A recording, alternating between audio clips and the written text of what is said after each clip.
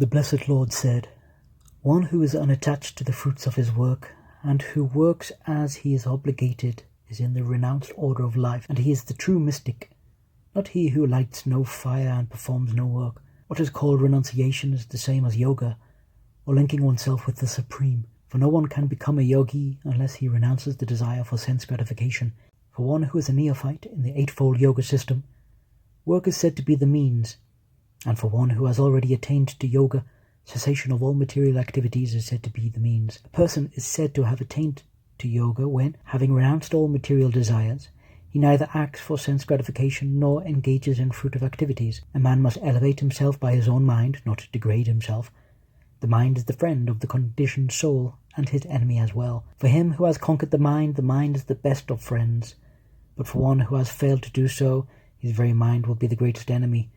For one who has conquered the mind, the supersoul is already reached, for he has attained tranquility. To such a man happiness and distress, heat and cold, honor and dishonor are all the same. A person is said to be established in self-realization and is called a yogi or mystic when he is fully satisfied by virtue of acquired knowledge and realization. Such a person is situated in transcendence and is self-controlled. He sees everything, whether it be pebbles, stones, or gold, as the same. A person is said to be still further advanced when he regards all, the honest well-wisher, friends and enemies, the envious, the pious, the sinner, and those who are indifferent and impartial with an equal mind. A transcendentalist should always try to concentrate his mind on the Supreme Self. He should live alone in a secluded place and should always carefully control his mind. He should be free from desires and feelings of possessiveness. To practice yoga, one should go to a secluded place and should lay kusha grass on the ground and then cover it with deerskin and a soft cloth. The seat should neither be too high or too low and should be situated in a sacred place. The yogi should then sit on it very firmly and should practice yoga by controlling the mind and the senses, purifying the heart and fixing the mind on one point.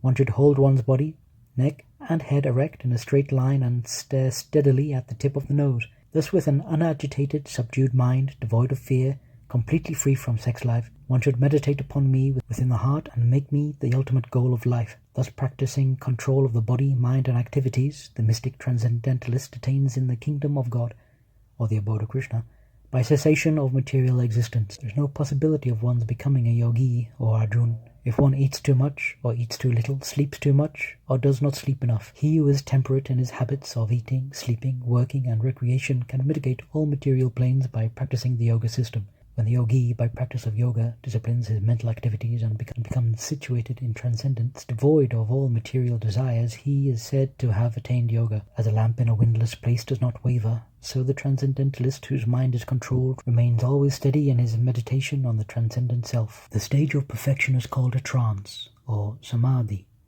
when one's mind is completely restrained from material mental activities by practice of yoga. This is characterized by one's ability to see the self by the pure mind and to relish and rejoice in the self. In that joyous state, one is situated in boundless transcendental happiness and enjoys himself through transcendental senses. Established thus, one never departs from the truth, and upon gaining this, he thinks there is no greater gain. Being situated in such a position, one is never shaken, even in the midst of great difficulty. This indeed is actual freedom from all miseries arising from material contact. One should engage oneself in the practice of yoga with undeviating determination and faith. One should abandon, without exception, all material desires born of false ego, and thus control all the senses on all sides by the mind. Gradually, step by step, with full conviction, one should become situated in trance by means of intelligence, and thus the mind should be fixed on the self alone and should think of nothing else. From whatever and wherever the mind wanders due to its flickering and unsteady nature, one must certainly withdraw it and bring it back under the control of the self. The yogi whose mind is fixed on me verily attains the highest happiness. By virtue of his identity with Brahman, he is liberated. His mind is peaceful, his passions are quiet, and he is freed from sin. Steady in the self, being freed from all material contamination, the yogi achieves the highest perfectional stage of happiness in touch with the Supreme Consciousness. A true yogi observes me in all beings, and also sees every being in me. Indeed, the self-realized man sees me everywhere.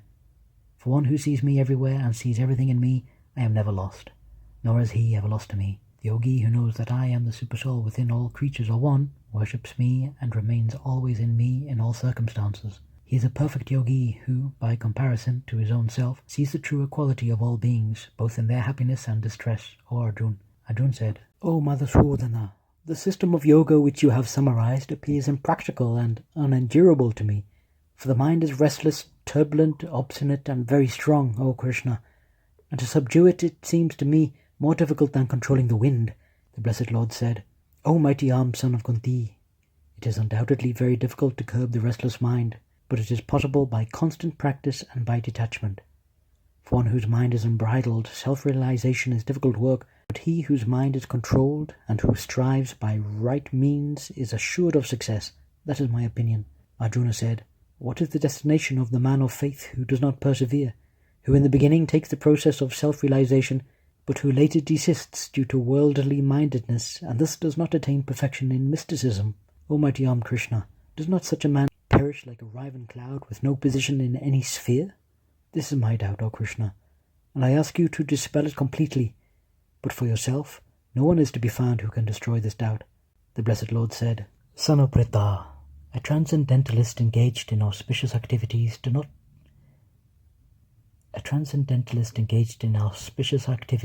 not meet with destruction either in this world or in the spiritual world. One who does good, my friend, is never overcome by evil. The unsuccessful yogi, after many, many years of enjoyment on the planets of the pious living entities, is born into a family of righteous people, or into a family of rich aristocracy, or he takes his birth in a family of transcendentalists who are surely great in wisdom. Verily, such a birth is rare in this world. On taking such a birth, he again revives the divine consciousness of his previous life, and he tries to make further progress in order to achieve complete success, O son of Guru. By virtue of the divine consciousness of his previous life, he automatically becomes attracted to the yogic principles even without seeking them. Such an inquisitive transcendentalist striving for yoga stands always above the ritualistic principles of the scriptures. But when the yogi engages himself with sincere endeavor in making further progress, being washed of all contaminations, then ultimately after many, many births of practice, he attains the supreme goal. A yogi is greater than the ascetic, greater than the empiricist, and greater than the fruitive worker. Therefore, O Arjuna, in all circumstances, be a yogi. And of all yogis, he who always abides in me with great faith, worshipping me in transcendental loving service, is most intimately united with me in yoga and is the highest of all.